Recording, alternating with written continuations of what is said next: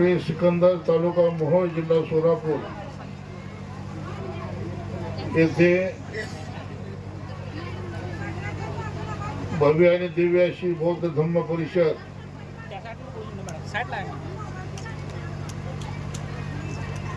पार पडत असताना तसेच या आपल्या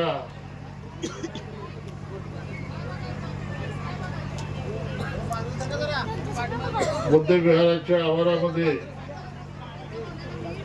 अशोक स्तंभ लोकार्पण सोहळा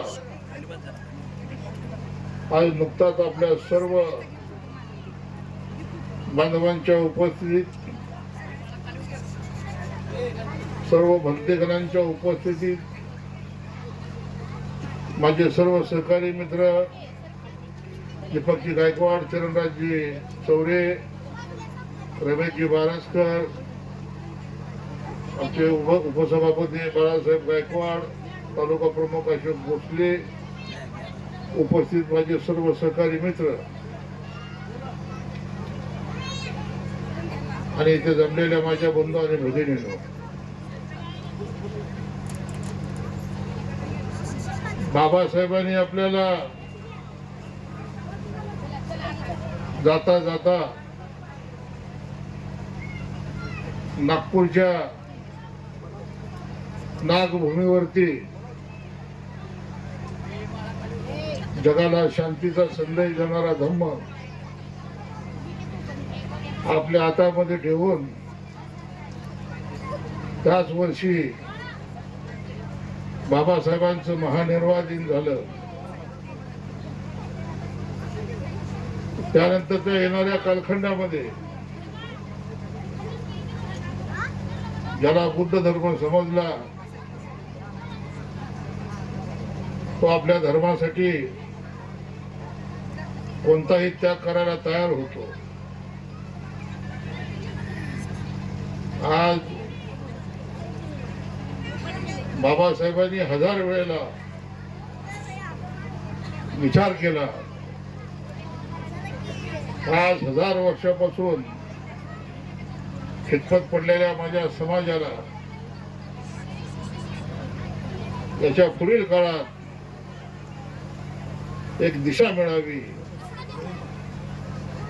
म्हणून या भारताची घटना लिहून आज भारताची लोकशाही बाबासाहेबांच्या घटनेवरती उभारलेली आहे. इतकं महान काम बाबासाहेबांनी केलं. आज मी ज्या मोहोळ मतदारसंघातून निवडणूक लढवली तो मतदारसंघ हा मोहोळसाठी मोहोळ अनुसूचित जातीसाठी राखीव असल्या कारणानं मला उमेदवारी म्हणून तिथून निवडणूक लढता आली. या घटनेमध्ये आपल्यासाठी तरतूद केली नसती तर हा राजू खरे महाराष्ट्राच्या विधानसभेमध्ये जाऊ शकला नसता. बांधवांनो, मी आपल्याला कळकळीची विनंती करतो,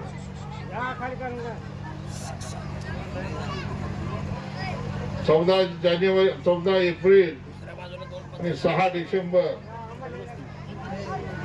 या व्यतिरिक्त फार कमी प्रमाणामध्ये आपल्या समाजाची एकी आहे. आणि मग समाज एकसंघ जर ठेवायचा असेल तर आपल्याला धर्माचं काम वाढवावं लागेल. आणि जर धर्म वाढला तर समाज एकसंघ राहील. आणि म्हणून आता पंतजी म्हणाले की नागपूरला महाराष्ट्राच्या विधानसभेत जात असताना ज्या वेळेला मी विधानसभेत बसलो की त्यावेळेला 4था दिवस होता. नागपूरचं हिवाळी अधिवेशन चालू होतं आणि कोण एक व्यक्ती बाबासाहेबांबद्दल अनुद्गार काढले, परंतु त्यांना हे माहित नव्हतं की त्या व्यक्तीला बाबासाहेबांच्या या घटनेमुळं गुजरातमध्ये अटक व्हावी लागली होती. बाबासाहेबांच्या याच घटनेमुळं त्यांना जेलची हवा खावी लागली होती. बाबासाहेबांच्या याच घटनेमुळं त्यांना गुजरातच्या बाहेर तडीपार व्हावं लागलं होतं. आणि बाबासाहेबांच्या ह्याच घटनेमुळं त्या सदग्रस्ताला जामीन मिळाला. आणि बाबासाहेबांच्या ह्याच घटनेमुळं ते या देशाचे गृहमंत्री झाले. परंतु माणूस भूतकाळ विसरतो. राजसत्ता आपल्या हातात आली म्हणजे जणू काय आपण महाराष्ट्राचे हुकुमशाह झालो. अशा विवेचनामध्ये जे उद्गार काढले त्या उद्गाराचा जाहीर निषेध म्हणून विधानसभेमध्ये जात असताना बाबासाहेबांचा फोटो हातामध्ये घेतला, डोक्याला नेट टोपी घातली आणि मी महाराष्ट्राच्या विधानसभेमध्ये चालत गेलो. विधानसभेतून मध्ये गेल्यानंतर ना मी माझ्या आसनावरती बसलो. त्यावेळेला अध्यक्ष महाराजांनी सांगितलं की बाबासाहेबांचे फोटो आलेले आहेत, ते सर्व फोटो सभागृहाच्या बाहेर ठेवा.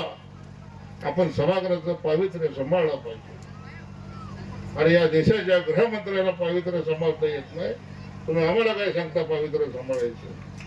दिवसभर कामामध्ये सहभागी झालो. डोक्यावरची टोपी आणि हातामधला बाबासाहेबांचा फोटो टेबलवरती असाच उभा केला. त्या अध्यक्षाला दिवसभर कामकाज करताना माझ्या समोर बसलेल्या महाराष्ट्राची दोन्ही उपमुख्यमंत्री, मुख्यमंत्री, अख्खं मंत्रिमंडळ हे पाहत होतं.